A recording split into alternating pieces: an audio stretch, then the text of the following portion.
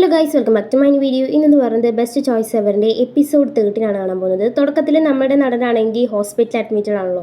അപ്പോൾ അവൻക്ക് വെള്ളം എടുത്ത് കൊടുക്കുന്ന സമയത്ത് അവൾ പറയുന്നുണ്ട്, നിൻ്റെ ഫാമിലി ആണെന്ന് തോന്നുന്നു, വിളിച്ചിട്ടുണ്ടായിരുന്നു, അവരിപ്പോൾ പേടിച്ചിരിക്കുന്നുണ്ടാവും, ഒന്ന് വിളിച്ച് പറയാമെന്ന് പറയുമ്പോൾ നമ്മുടെ ഹീറോ പറയുകയാണ്, എനിക്ക് അങ്ങനെ ഒരു ഫാമിലി പോലും ഇല്ല. എൻ്റെ ഗ്രാൻഡ് മാൻ എൻ്റെ ഗ്രാൻഡ് പ ഡിവോഴ്സ് ചെയ്തു, എൻ്റെ അമ്മേനെ എൻ്റെ അച്ഛൻ ഡിവോഴ്സ് ചെയ്തു, എന്നിട്ട് എൻ്റെ അമ്മയാണെങ്കിൽ എന്നെ വിട്ടിട്ട് വേറൊരുത്തൻ്റെ കൂടെ പോയി, ആൾക്കിപ്പോൾ ആക്സിഡൻ്റ് ആയിട്ട് കിടക്കുകയാണ്.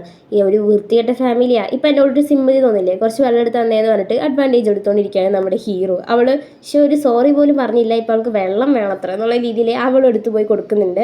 ഇവിടെ ഹോട്ടലിൽ നിന്ന് അവർ പോകുന്ന സമയത്ത് എല്ലാവരും റൂമിൽ ഒരു ഫസ്റ്റ് എയ്ഡ് ബോക്സ് ആണെന്ന് പറഞ്ഞതുകൊണ്ട് മായയുടെ ആ ഒരു നിർദ്ദേശപ്രകാരം എല്ലാവരുടെയും ആ ഒരു റൂമിലേക്ക് ഫസ്റ്റ് എയ്ഡ് ബോക്സ് എത്തിക്കുന്നുണ്ട്. അവിടെ നമ്മുടെ ഡയറക്ടറിൻ്റെ മോൻ, അതായത് പവർ റേഞ്ചേഴ്സ് ഇല്ലെന്നൊക്കെ പറഞ്ഞ് നമ്മുടെ നടനാണെങ്കിൽ ആ കുട്ടീനെ കരയിപ്പിച്ചല്ലോ, അവനോട് ഒരു സ്വകാര്യം പറയുന്നുണ്ട്. അപ്പോൾ നമ്മുടെ മായി അത് പറയുന്നൊന്നും വലിയ കാര്യമാക്കണ്ട, അവൻ അങ്ങനെ ഇനിയാന്ന് പറയുമ്പോൾ നമ്മുടെ ഈ ചെറുക്കൻ പറയുന്നുണ്ട്, ആളങ്ങനെ എന്നല്ല പറഞ്ഞേ, പവർ റേഞ്ചേഴ്സ് ഇല്ല, പക്ഷേ സൂപ്പർമാനും സ്പൈഡർമാനും ഒക്കെ ഉണ്ടെന്നാണ് പറഞ്ഞത്. ഇതൊക്കെ കേൾക്കുമ്പോൾ നമ്മുടെ മായിക്ക് വല്ലാതെ ഷോക്കാവണം, എന്താണ് ഈ ചെക്കന് പറ്റിയെന്നുള്ള രീതിയിൽ. എന്നിട്ട് ഇവളാണെങ്കിൽ അകത്ത് കയറി ഇരുന്നിട്ട്, കാരണം അകത്ത് കയറി ഇരുന്നിട്ട് നമ്മുടെ നടനോട് പറയുന്നുണ്ട്, സൂക്ഷിച്ച് വണ്ടി ഓടിക്കി, നമുക്ക് പെട്ടെന്ന് അവിടേക്ക് എത്തണമെന്നും പറയുകയാണ്. ഇവർ തമ്മിൽ ഇപ്പോൾ ഒരു നല്ലൊരു ഫ്രണ്ട്സ് എന്നുള്ളൊരു റിലേഷനാണ് വന്നിരിക്കുന്നത്. അപ്പോൾ ഗ്രാൻഡ് മെക്ക് വളരെ സന്തോഷമുണ്ട് ഇവരിങ്ങനെ സന്തോഷിച്ചിങ്ങനെ നടക്കുന്ന കാണുമ്പോൾ. ഇവിടെ ആണെങ്കിൽ നമ്മുടെ ജ്വാലാൻ്റെ അച്ഛൻ്റെ സെക്രട്ടറി അവളിങ്ങനെ പുറത്തിങ്ങനെ നിൽക്കുന്നുണ്ട്. എന്നിട്ട് പറയുകയാണ്, നമുക്കൊരു ട്രീറ്റ് വെക്കണം, അതിന് നീ വരുന്നുണ്ടോ ചോദിക്കുകയാണ്. അപ്പോൾ അവൾ പറയുന്നുണ്ട്, ഞാനിവിടെ സ്റ്റാഫായിട്ടാണ് വന്നിരിക്കുന്നത്, അല്ലാതെ നമ്മൾ പേഴ്സണൽ കാര്യങ്ങൾക്ക് ഒരു ഇടപെടലും ഇല്ല എന്നും പറയുന്നുണ്ട്. ഇവിടെയാണെങ്കിൽ ഈ ഒരു സെക്ഷനെ വർക്ക് ചെയ്യുന്ന വേറൊരു പെണ്ണ് ഇവരുടെ കൂടെ ഇങ്ങനെ സംസാരിച്ച് നടക്കുമ്പോൾ മായിക്ക് ഒരു ഇൻഫർമേഷൻ വരികയാണ്, എന്തോ ഫ്ലോറിൽ എന്തോ നടക്കുന്നുണ്ടെന്ന് പറഞ്ഞിട്ട്. അവിടെ വരുമ്പോൾ നമ്മുടെ ഈ ഒരു ജ്വാലാൻ്റെ അച്ഛനും ഈ ഒരു സെക്രട്ടറിയും കൂടിയിട്ട്, നിങ്ങൾ പോകുന്ന സമയത്ത് എനിക്ക് കിസ് എന്നിട്ടാണ് പോവാറ്, അല്ല നിങ്ങൾ നിന്ന് തരാത്ത, അത് പിന്നെ പുറത്തല്ലേ ഇപ്പോൾ വേണ്ടാന്ന് പറയുമ്പോൾ ഇവൾ എന്നെ കിസ് ചെയ്യാണ്. ഇത് കാണുമ്പോൾ നമ്മുടെ മായി ആണെങ്കിൽ അന്തം വിട്ടിട്ട് ഞാൻ ഒന്നും കണ്ടില്ലേ എന്നുള്ള രീതിയിൽ അവൾക്ക് അടുത്ത ഇൻഫർമേഷൻ വരുമ്പോൾ അതിൻ്റെ പിന്നാലെ പോവാണ്. ഇവിടെ ലിഫ്റ്റിൽ കയറിയിട്ട് ഇവൾ വല്ലാതൊരു ടെൻഷനിലാണ് കയറുന്നത്. നമ്മുടെ ഹീറോ ചോദിക്കുന്നുണ്ട്, എന്താ പറ്റിയേ? ഒന്നുമില്ല എന്ന് പറഞ്ഞിട്ട് ഇവളിങ്ങനെ ഇരിക്കുകയാണ്. ഇവരിങ്ങനെ കാർ പാർക്കിങ്ങിൻ്റെ അവിടെ അടുത്ത് വന്നിട്ട് ഇവരിങ്ങനെ സംസാരിച്ചുകൊണ്ടിരിക്കുകയാണ്. അതായത് ഇവള് കോളേജ് മുതലേ ഇവനെ സ്നേഹിക്കാൻ തുടങ്ങിയതാണ്, എന്നിട്ട് ഭാര്യനെ ഡിവോഴ്സ് ചെയ്തിട്ടില്ല, എന്ത് പണിയാണ് കാണിച്ചേ എന്നുള്ള രീതിയിൽ ഇവളിങ്ങനെ ചോദിക്കുമ്പോൾ ആൾ പറയുന്നുണ്ട്, നീ എൻ്റെ ഭാര്യ എന്നെ ഡിവോഴ്സ് ചെയ്യാൻ വേണ്ടിയിട്ട് എൻ്റെ പിന്നാലെ നടക്കുന്നത് എനിക്കറിയാം, പക്ഷെ അത് ഇപ്പോഴത്തേക്ക് നടക്കില്ലെന്നും പറയുന്നുണ്ട്. ഇതൊക്കെ നമ്മുടെ ഹീറോ ആണെങ്കിൽ അപ്പുറത്തെ ഒരു കാറിൽ ഇരുന്നിട്ട് നമ്മുടെ ഹീറോ ഇതൊക്കെ ഇരുന്ന് കാണുന്നുണ്ട്. നമ്മുടെ ഹീറോയെ അന്തം വിട്ടിട്ട് ഒന്നും അറിയാത്ത പോലെ അവിടെ ഇരിക്കുകയാണ്.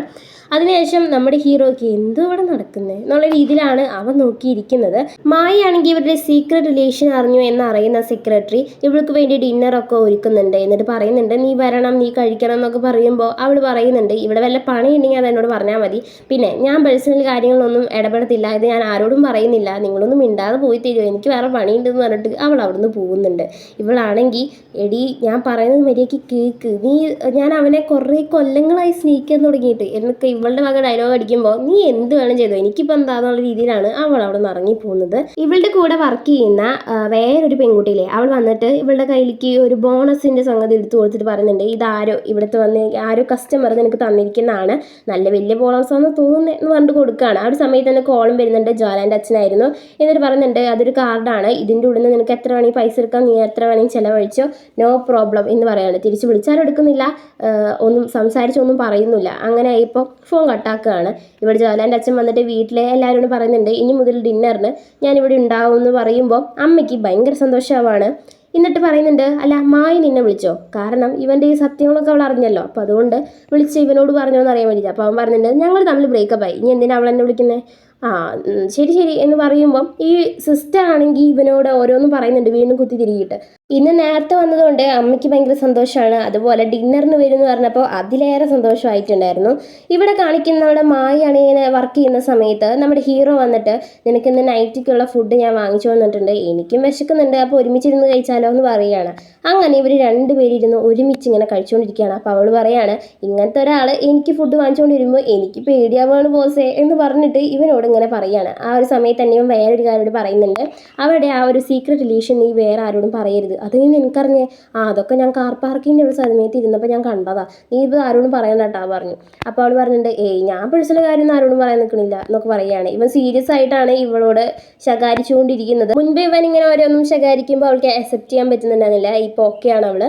അതിനുശേഷം ഇവൾക്ക് വേറൊരു കോൾ വരുന്നുണ്ട്. അമ്മയാണ്. നീ പെട്ടെന്ന് മോളെ ഇവിടുത്തെ പൈപ്പൊക്കെ പൊട്ടിയിടി എന്ന് പറഞ്ഞിട്ടാണ് വിളി. ഇവിടെ നമ്മുടെ സാവുവിനോടും അമ്മ വിളിച്ച് പറഞ്ഞിട്ടുണ്ട്. അപ്പോൾ സീനിയറിനോട് ഞാൻ പോയിട്ട് വരാമെന്ന് പറയുമ്പോൾ ആളും പോയിട്ട് വാ എന്നും പറയുന്നുണ്ട്. ഇവിടെ വീട്ടിൽ വന്ന് നോക്കുമ്പോൾ പ്രളയം വന്ന പോലെയാണ്, വീട് മുഴുവൻ വെള്ളമാണ്. അപ്പോൾ സാധനങ്ങളൊക്കെ എടുത്തിട്ട് അവർ മുകളിലേക്ക് കയറ്റി വയ്ക്കുന്നുണ്ട് ആവശ്യമുള്ള തിങ്സൊക്കെ.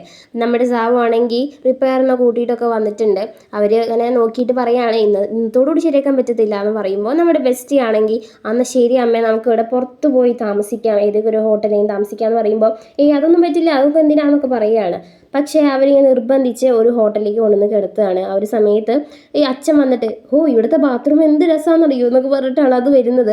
ആ ഒരു സമയത്ത് അമ്മ പറയുന്നുണ്ട്, ഇതാ കണ്ടില്ലേ ഈ മനുഷ്യനെ കെട്ടി ഞാൻ പാടുപെട്ടുകൊണ്ടിരിക്കുക, രണ്ടറിവില്ലാത്തവർ ചേർന്ന് കഴിഞ്ഞ് കഴിഞ്ഞാൽ എൻ്റെ മക്കളാണ് കഷ്ടപ്പെട്ടുകൊണ്ടിരിക്കുന്നത്, എന്തൊരു കഷ്ടപ്പാടേ, എന്താ കണ്ടില്ലേ റിച്ച് ആൾക്കാരെ കെട്ടിയില്ലെങ്കിൽ ഇതുപോലെ ഇരുന്ന് കഷ്ടപ്പെടേണ്ടി വരും എന്നൊക്കെ പറഞ്ഞിട്ട് അച്ഛനെ കുത്തിക്കൊട്ടി നമ്മുടെ മായിനെ വേദനിപ്പിച്ചുകൊണ്ടിരിക്കുകയാണ്.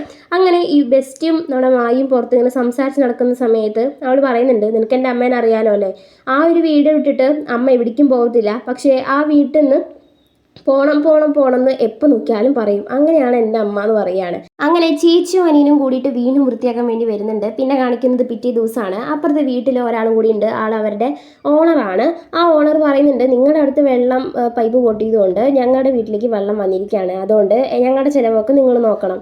അപ്പോഴാണ് അമ്മ കയറി വരുന്നത്. അമ്മ കയറി വന്നിട്ട് പറയുന്നത്, അതൊക്കെ മെയിൻ്റെനൻസ് എടുക്കുന്നതല്ലേ, അല്ല നിങ്ങളുടെ ചിലവൊക്കെ ഇങ്ങനെ ഞങ്ങൾ എടുക്കുന്നതെന്ന് ചോദിക്കുന്നുണ്ട്. അപ്പം നമ്മുടെ മായി ആണെങ്കിൽ ഒന്ന് പോയി എൻ്റെ അമ്മേ, അതൊക്കെ നമ്മൾ നോക്കാം, പോന്ന് പറഞ്ഞിട്ട് അവിടുന്ന് പറഞ്ഞു വിടുകയാണ്. എന്നിട്ട് മായി പറയുന്നുണ്ട്, ഞാൻ ചിലവ് നോക്കിക്കോളാം എന്നും പറയുകയാണ്. ഇനി വീട്ടിൽ ഈ ഒരു ശരിയാക്കാൻ വേണ്ടി വന്ന ആൾക്കാർ പറയുന്നുണ്ട്, ഈ ഒരു വീട് മുഴുവൻ ശരിയാക്കണമെങ്കിൽ 2 മാസത്തോളം പിടിക്കുമെന്ന് പറയുകയാണ്.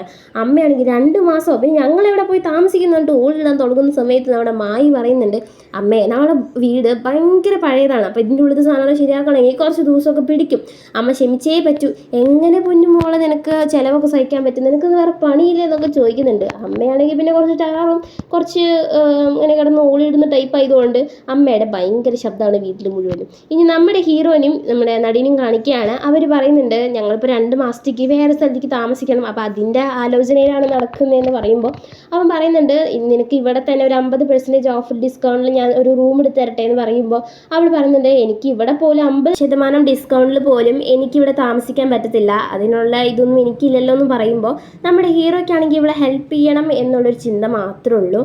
അപ്പോൾ നമ്മുടെ സാവു ആണെങ്കിൽ ഇന്നലെ കൊടുത്തിട്ടുണ്ടായിരുന്ന വർക്ക് കംപ്ലീറ്റ് ചെയ്തിട്ടുണ്ടായിരുന്നില്ല. കാരണം എന്താണെന്ന് സീനിയർ ചോദിക്കുമ്പോൾ ആൾ പറയുന്നുണ്ട്, നിങ്ങൾ തന്നെയല്ലേ ഇന്ന് ലീവ് എടുത്ത് പോട്ടെ ചോദിക്കുമ്പോൾ യെസ് പറഞ്ഞത്, അതുകൊണ്ടാണ് ചെയ്യാനെന്ന് പറയുകയാണ്.